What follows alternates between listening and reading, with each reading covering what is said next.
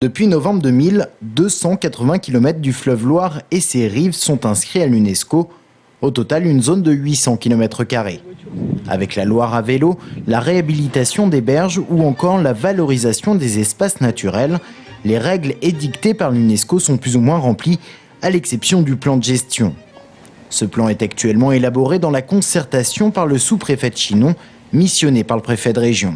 Un plan de gestion, c'est un document qui recense les menaces et les risques par rapport à un site qui est reconnu par le patrimoine mondial de l'UNESCO.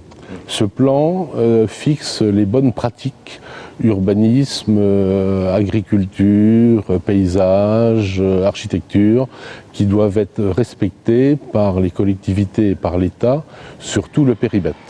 Car si toutes les collectivités sont soumises à une même législation, les réalisations sur le terrain diffèrent d'une commune à l'autre.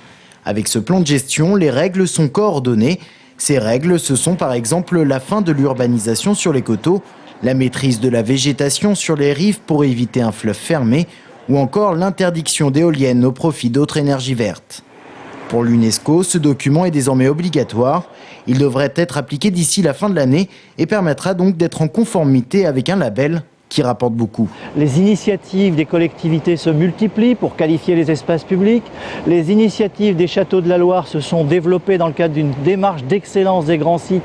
Et il ne vous a pas échappé que depuis 3 ans, on avait augmenté de 20% la fréquentation des sites des châteaux de la Loire, alors que sur les 15 dernières années, cette fréquentation avait baissé de 20%. Donc oui, on est dans une démarche de dynamisation du Val-de-Loire.